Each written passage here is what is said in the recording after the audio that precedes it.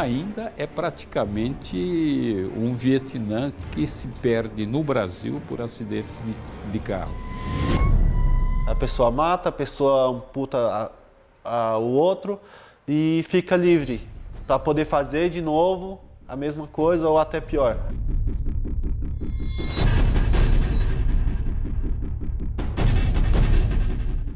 Olá, você sabia que no Brasil há mais mortes no trânsito do que em guerras pelo mundo? No intervalo de 5 anos, o país registrou mais de 200 mil mortes. A culpa disso é a imprudência. São ações como dirigir em alta velocidade, misturar bebida e direção e usar celular ao volante. E o comportamento do brasileiro está longe do ideal. O documento Verdade mostra agora histórias de quem passou a fazer parte das estatísticas e como as leis, apesar de rígidas, ainda deixam brechas para quem faz vítimas no trânsito.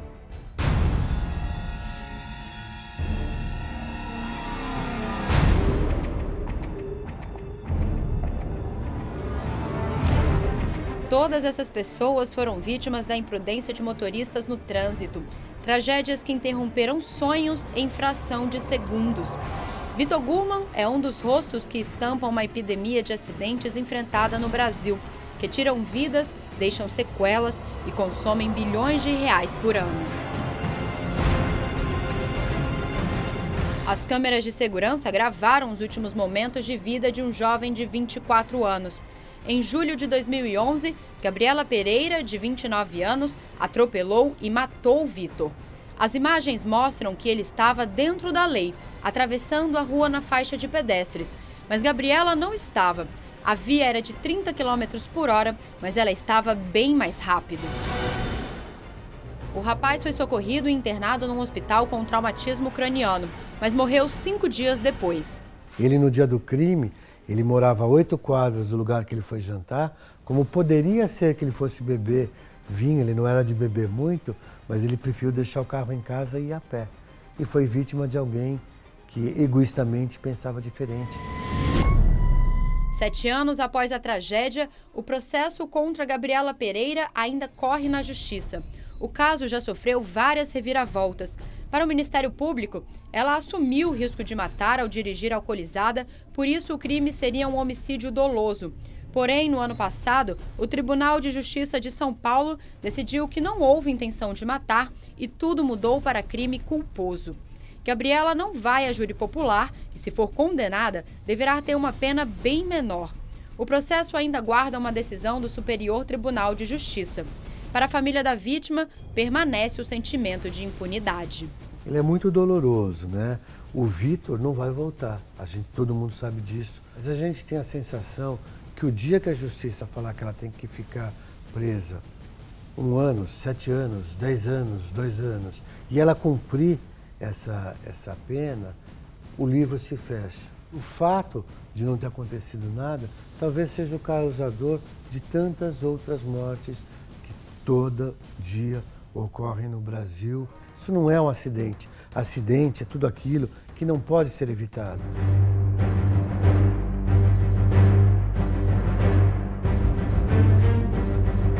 Para tentar minimizar a dor da família de Newton e de tantas outras que vivem o mesmo drama, ele criou o movimento Não Foi Acidente.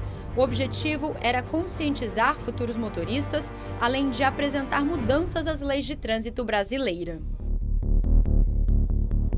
Em abril deste ano, o movimento venceu a primeira batalha. Já está em vigor a Lei Federal 13.546 de 2017, que altera o Código de Trânsito Brasileiro. A nova norma, proposta pela ONG, aumentou a punição para o motorista que dirigir embriagado e causar morte e acidentes no trânsito. Quem matar ao volante sob efeito de álcool pode pegar de 5 a 8 anos de reclusão. A lei anterior previa pena de 2 a 4 anos de cadeia. No caso de acidentes sem vítimas fatais, a punição para o motorista se condenado passou de 6 meses a 2 anos para 2 anos a 5 anos de prisão. Na prática, o motorista embriagado que matar no trânsito não poderá mais pagar fiança. Apenas um juiz vai poder decidir pela liberdade ou não do infrator. Nós entendemos que não pode haver nenhum tipo de benevolência ou de interpretação benéfica a esses indivíduos, nem por parte do Ministério Público, nem por parte do juiz. Embriaguez ao volante é a segunda maior causa de morte no trânsito no Brasil. A primeira é o excesso de velocidade. E os números mostram que o comportamento do brasileiro está longe do ideal. Segundo o Observatório Nacional de Segurança Viária, em média, 47 mil pessoas morrem no trânsito por ano. Outros 400 mil feridos ficam com algum tipo de sequela, o que provoca um impacto econômico de 56 bilhões de reais ao país, com a perda da produtividade dos acidentados. Ainda é praticamente um Vietnã que se perde no Brasil por acidentes de carro. Apesar dos índices elevados, o Brasil tem uma das legislações mais severas no assunto. Isso por causa da chamada Lei Seca, que completou uma década em junho deste ano. Desde 2008, ela sofreu várias alterações. A medida ficou mais dura para tentar coibir a combinação de álcool e direção. A tolerância é zero. O motorista flagrado com até 0,33 mg por litro de ar expelido no bafômetro responde a um processo administrativo, fica sujeito a multa de quase R$3 mil e perde a carteira de motorista por 1 ano. Acima desse limite, o motorista responde por crime e pode cumprir pena de até 3 anos de prisão. Isso se não houver vítimas fatais envolvidas. Mas, para especialistas, a fiscalização ainda poderia ser mais rigorosa. A lei seca, ela é muito mais administrativa e tem a função de arrecadar dinheiro do que para dar o exemplo. Sexta-feira, fim do expediente, muita gente gosta de sair do trabalho e vir para o bar, se encontrar com os amigos. O problema é que nem todo mundo consegue resistir a um golinho, mesmo sabendo que vai precisar dirigir depois. Impressiona a quantidade de motoristas que admitem dirigir após consumir bebida alcoólica ou outras substâncias. Quantos copinhos você bebeu? Um. E um copinho, não tem problema? Não. Tem, mas não vai ter. Antes de ter o problema da multa, a gente dirigia normal. Bebia a noite inteira, saía às vezes 4, 5 horas da manhã e ia embora de carro. Para quem ainda insiste em pegar o carro depois de beber, uma ação conjunta entre a Polícia Militar, Detran, Polícia Civil e Polícia Científica fiscaliza e pune motoristas pegos no bafômetro. O senhor bebeu? Bebi 2 cervejas, 3 cervejas. Agora a gente é bandido só porque bebeu 2 cervejas. Então os bandidos tá solto aí, ninguém capta. O senhor tem um hábito, então, de sempre beber uma cerveja? Eu tô com 60 anos, sempre bebi, nunca bati, nunca morri, nunca fiz nada pra ninguém. Durante essa operação, os agentes realizaram 490 testes de etilômetro. Desse total, 2 motoristas foram autuados por dirigirem embriagados e outros 24 condutores se recusaram a soprar o equipamento. Pedi para você soprar sem pôr a boca, tá? Mas é necessário? Então, se você recusar, eu pedi para o senhor encostar. O senhor ingeriu bebida alcoólica? Não. Preste teste de alcoolemia. Tá bom? Se o senhor quiser fazer isso, o senhor pode encostar ali e a gente explica o procedimento para o senhor, tá bom?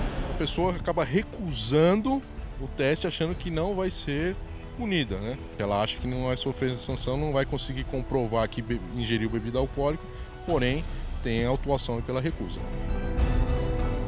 Outra atitude perigosa no trânsito é o uso do celular.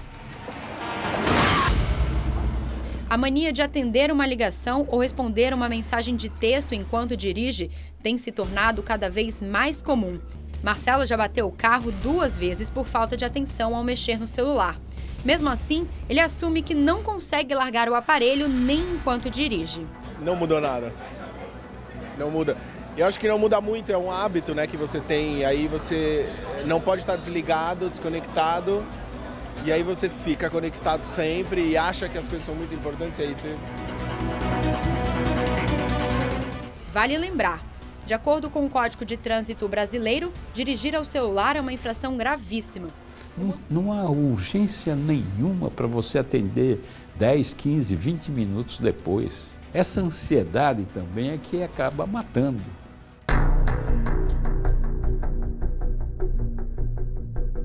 Vítimas da imprudência dos motoristas muitas vezes são os ciclistas. David, de 26 anos, carrega no corpo cicatrizes e uma sequela para o resto da vida. Ele perdeu o braço após ser atropelado por um motorista bêbado em março de 2013. O limpador de vidros David dos Santos ia de bicicleta para o trabalho em São Paulo. Segundo testemunhas, o carro do psicólogo Alex Sivek entrou na avenida aparentemente em alta velocidade e invadiu a ciclovia onde estava o rapaz.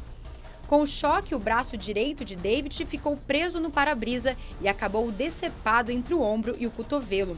Alex fugiu sem prestar socorro. Logo depois, se entregou à polícia e confessou que jogou o membro em um córrego. E a médica falou que dali pra frente eu seria uma pessoa especial e não poderia fazer mais as mesmas coisas de antes. E isso ali foi um baque já pra mim logo na hora que eu acordei. Alex foi condenado por lesão corporal pelo Tribunal de Justiça de São Paulo a 2 anos de detenção, tendo apenas que prestar serviço comunitário. Também teve a suspensão da carteira de motorista por apenas 8 meses e multa de 50 salários mínimos. Ele ainda não cumpriu nenhuma das punições, pois a defesa do jovem recorreu da decisão. Nós estamos recorrendo ao Superior Tribunal de Justiça, não é? E encontra-se atualmente em fase de aguardando o julgamento de um agravo. O responsável por esse acidente que deixou o pobre infeliz David sem um braço, dolosamente, ficará impune. A lentidão da justiça e a sensação de impunidade também deixam o jovem indignado. Mas a gente se decepciona cada vez mais com essa justiça brasileira, que sabe que ele bebeu, porque no exame de sangue veio constando que ele tinha ingerido bebida alcoólica, na comanda da balada que ele estava tinha que ele bebeu, a pessoa mata, a pessoa amputa o outro e fica livre para poder fazer de novo a mesma coisa ou até pior. O David passou por grandes transformações desde que foi atropelado, mas a paixão por pedalar não mudou. Enquanto ele aguarda a decisão da justiça, ele segue fazendo o que mais gosta.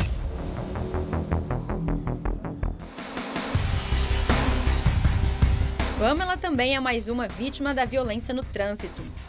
A jornalista de 28 anos pedalava rumo ao trabalho na zona oeste de São Paulo quando foi atropelada por um ônibus.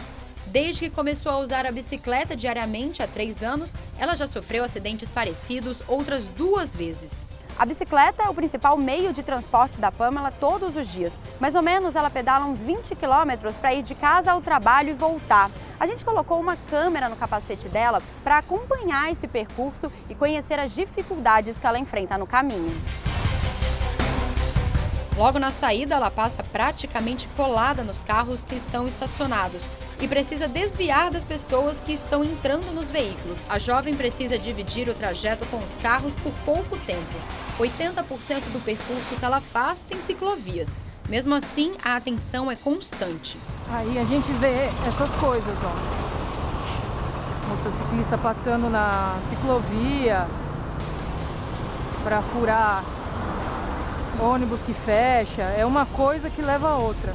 Aqui, ó, mais uma vez aberto aqui para o ciclista, mas o motorista não faz o menor esforço para deixar a gente passar. Quando mudar totalmente a cultura do motorista entender que o ciclista também é parte do trânsito, muitos dos riscos que a gente corre hoje, eles seriam reduzidos. O que é preciso, primeiro, ter consciência de que a cidade é de todos. Portanto, todos nós devemos conviver de uma forma harmoniosa, distribuindo os direitos e atribuindo as responsabilidades para todos. Segundo, realmente fazer sistematicamente campanhas de conscientização.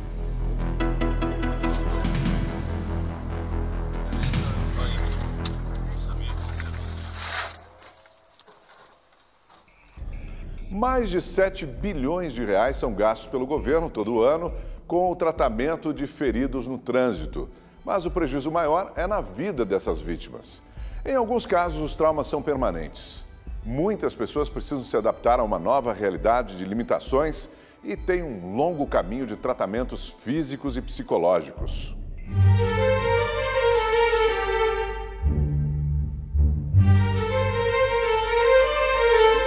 Josimar era caminhoneiro. O jovem de 28 anos rodou muito pelas estradas do país. Era uma paixão o caminhão. Não era só uma profissão, para mim é uma paixão. Sou apaixonado pelo caminhão. 2 toques na bola, Juninho, não é 3 não. Outra paixão é o futebol. No sábado eu gostava um pouco de sair, me divertir um pouco no sábado. Aí tinha que voltar para casa na madrugada para descansar, para mim poder jogar meu futebol de domingo. E foi depois de uma dessas baladas com os amigos que a vida dele tomou outro rumo. Por causa de uma falha mecânica no carro, ele sofreu um acidente em maio de 2016. Fui tentar fazer um teste no carro para ver o que era o problema. Por eu ter costume de dirigir o caminhão, outro dia eu achei que eu ia achar o defeito do carro. Eu entrei num local, uma certa parte da estrada, que tinha 2 curvas para a esquerda e uma meia curva para a direita. Quando eu fiz essas 2 curvas para a esquerda, o carro foi normal. Quando eu fui entrar na curva para a direita, ele não deu direção. Fui tentar achar a direção, só que em questão de segundos ele passou direto na curva e desceu um barranco e colidiu com a árvore. Você lembra de todos esses momentos? Sim, até o momento até da batida, todo dia eu lembro de tudo.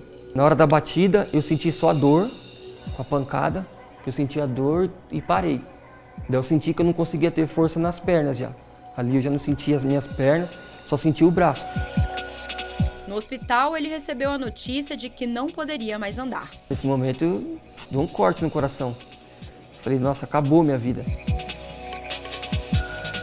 O Josimar, ele foi vítima de um trauma, um acidente automobilístico, e esse trauma provocou uma fratura nos ossos da coluna dele, chamadas vértebras. Levantar sozinho, caminhar, se vestir, comer, pegar um livro. Ações do dia a dia, como até abrir uma porta, se tornam um desafio enorme para quem sofreu uma lesão na medula. O que para uns parecem gestos simples, para ele tem um significado enorme. Depois de 2 cirurgias e meses internado, Josimar começou uma nova batalha, a reabilitação. Desde o começo a gente foi bem claro, né? Eu e o Josimar e toda a equipe de reabilitação, né? Que a gente sabia que era muito difícil retomar a funcionalidade que ele teve antes. Isso por um motivo óbvio, pelo trauma. O trauma foi algo que modificou o curso de vida do Josimar.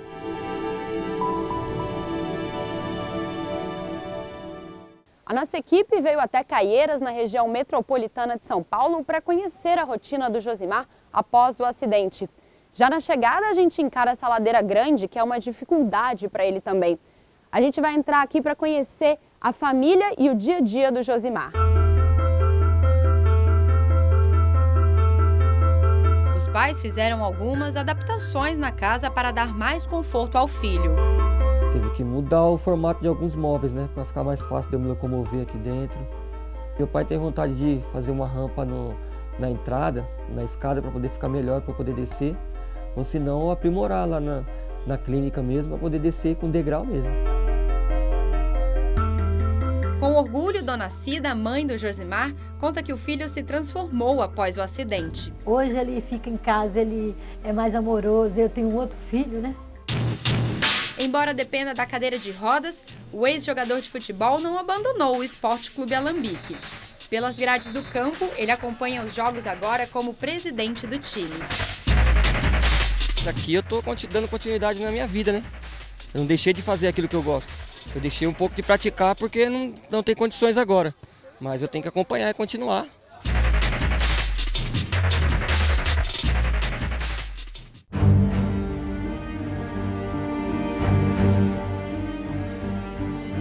Um grave acidente de trânsito também quase tirou a vida do Felipe. Em junho de 2016, ele saía da casa da namorada em São Paulo quando um caminhão de lixo atingiu o carro dele de frente. O jovem, na época com 30 anos, sofreu traumatismo craniano, ficou em coma por 2 meses e passou por várias cirurgias. Durante a internação, adquiriu uma meningite bacteriana e hidrocefalia, um acúmulo de líquido na cabeça. Foi diagnosticado com lesão encefálica. Os médicos disseram à família que o estado dele era irreversível. A gente tinha um certo medo. ficamos muito assustados, porque quando ele chegou em casa, ele não mexia nem o pescoço. Então você colocava ele sentado, ele jogava para frente, ele ia para trás. Então assim, ele estava como se fosse um bebê, né? Ele não movimentava nada. Como os bebês, o Felipe precisou aprender tudo de novo, começar do zero. Desde fevereiro de 2017, ele faz reabilitação na Associação de Assistência à Criança Deficiente, a ACD. Tento fazer o que é possível. O que não é possível, tento de novo. E nada é impossível para esse cara, não. Enzo era um cara que queria ser bom. Agora eu sou bom. A gente tem um foco sempre para tentar maximizar a funcionalidade do nosso paciente, então que ele volte dentro das suas potencialidades a ser o mais independente possível, o mais ativo do ponto de vista pessoal e profissional. Felipe evoluiu além das expectativas dos médicos e ele sabe que ainda pode mais. Vou estar andando, nadando. Meu braço está quase movimentando. Toda essa dedicação também tem outro objetivo. Você gostava muito de academia. Sim. Desde o acidente, você já voltou na academia? Não, eu não consegui voltar ainda. E é um sonho seu? Sim, com certeza.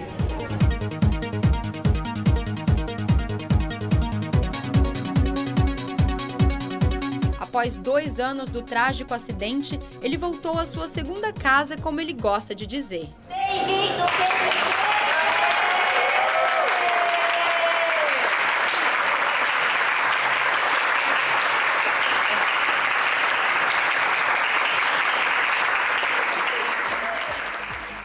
Agora estou anestesiado de danada emoção que isso me deu.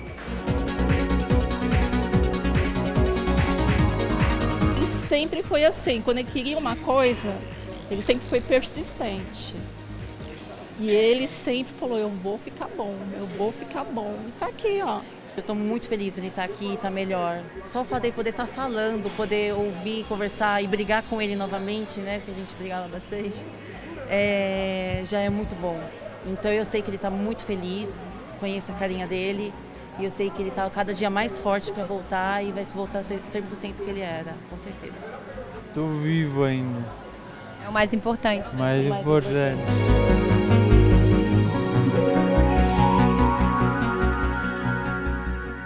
A BR-381, entre Belo Horizonte e Espírito Santo, foi construída há mais de 60 anos e até hoje o traçado é o mesmo.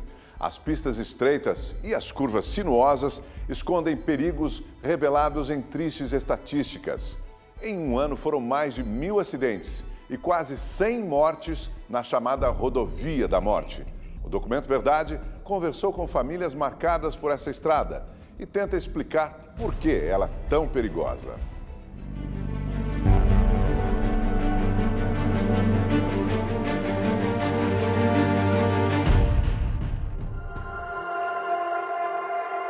É uma lembrança que eu acho que nunca que eu vou esquecer, de minha mãe chegar e ver o filho dela, o filho caçula dela, morto. Dela pegar ele no braço, carregar ele. Teve família que saiu para fazer um enxoval de casado e voltou só a noiva.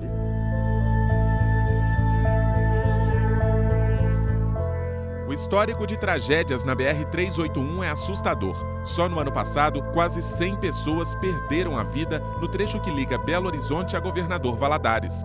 Nós agora vamos pegar a estrada no trecho mais perigoso da BR-381. São 100 quilômetros de Belo Horizonte até João Molevade, com mais de 200 curvas. O consultor de trânsito José Aparecido Ribeiro vai nos acompanhar nesta viagem. As chances de você sofrer um acidente aqui é 8 vezes maior do que em qualquer outra rodovia do Brasil. Morrem na BR-381 por ano 200 pessoas. Isso morre no local do acidente. 20% de 1.200 acidentes graves que acontecem na 381 morrem alguns dias depois e não aparece nas estatísticas. Nós estamos falando de números estarrecedores. Infelizmente, as falhas humanas ainda são as principais causas dos acidentes. Olha a pressa daquele motorista. Se não bastasse as péssimas condições da rodovia, nós temos ainda esse tipo de motorista aí, ó, que não tem compromisso nenhum com a segurança. Tá louquinho para atravessar lá, ó, para cortar. Os apressados, né? Os famosos apressados. Faixa contínua, curva e ele vai cortar em faixa contínua. Ó. Numa curva. Numa curva.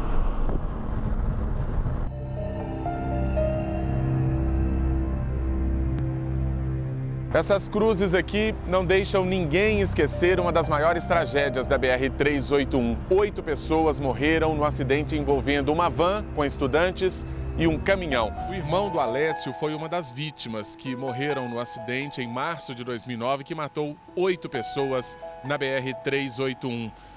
Alessio, o que você lembra daquele dia? Como que você recebeu a notícia? A gente estava em casa, vendo televisão, quando uma amiga da gente, que estava na van de trás, ligou para a gente falando que tinha acontecido um acidente. Tem relatos que contam que o motorista já estava dando sinal na descida. Ele já estava completamente sem freio. É uma dor que não passa, né? A gente acostuma com a dor. Não passa.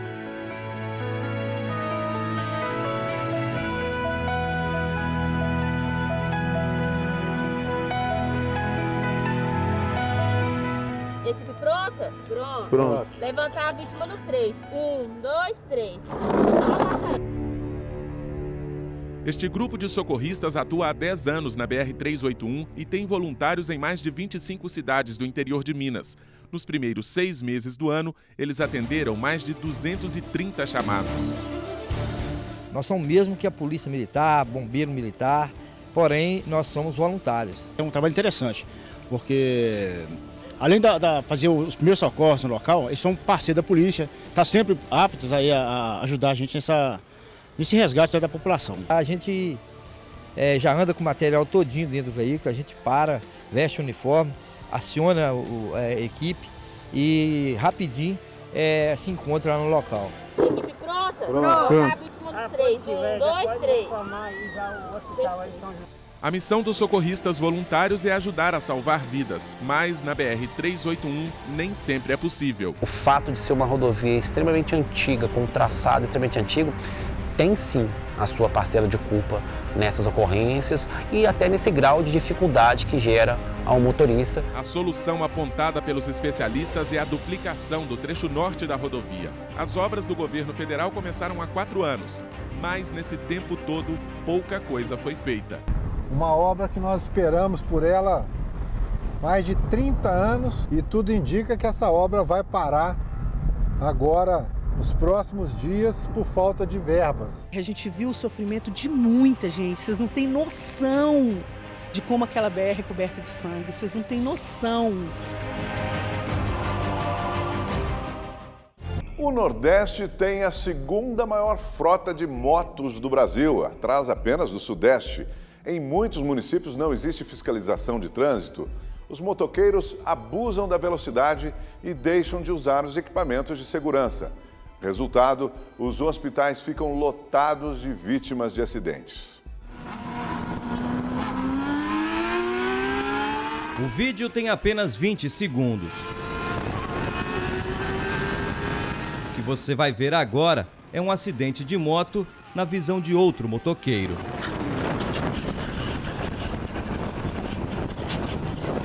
Pela velocidade, fica a impressão de que os dois disputavam um racha. O acidente foi em Fortaleza.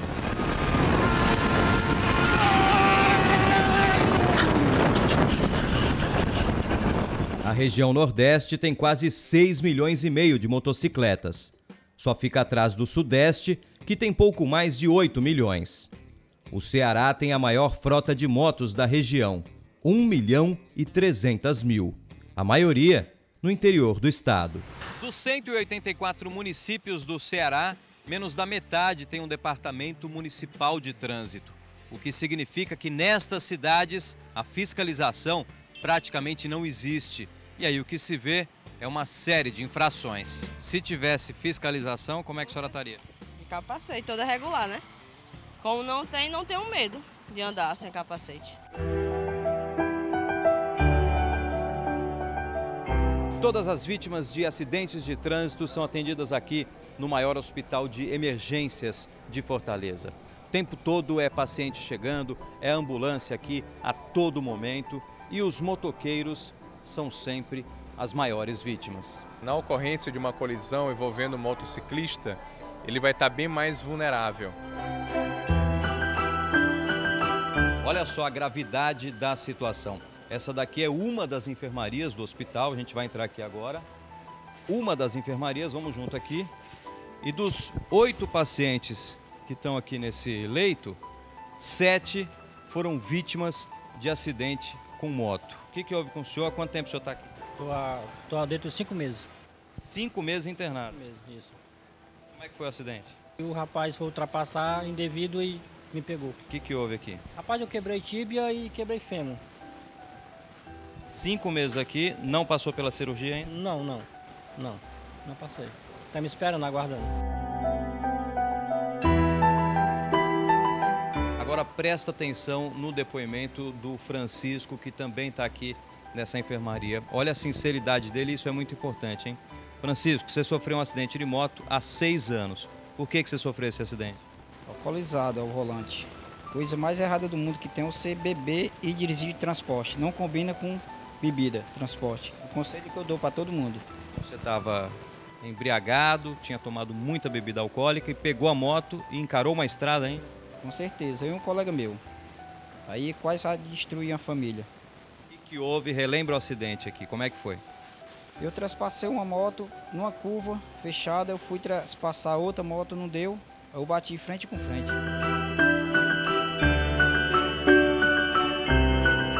Tentaram recuperar minha perna, mas felizmente não tem jeito. Aí vai ser preciso amputar minha perna. Eu não esperava não, mas Deus quis assim seja. Seu José Nilson estava vindo aqui todo dia para o hospital porque o pai dele tinha sofrido um acidente de moto.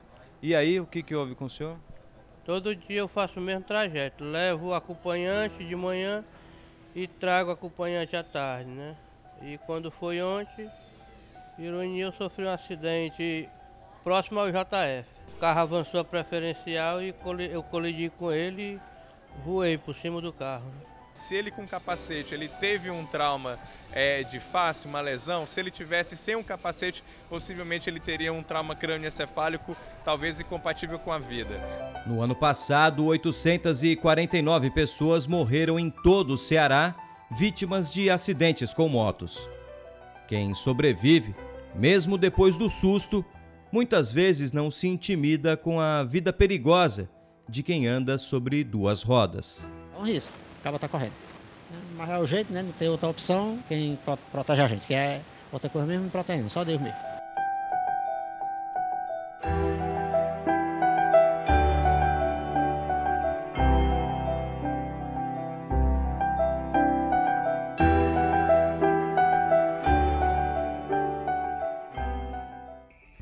O Documento Verdade fica por aqui. As reportagens que você assistiu nesse programa também estão disponíveis no portal da Rede TV. Até o próximo programa.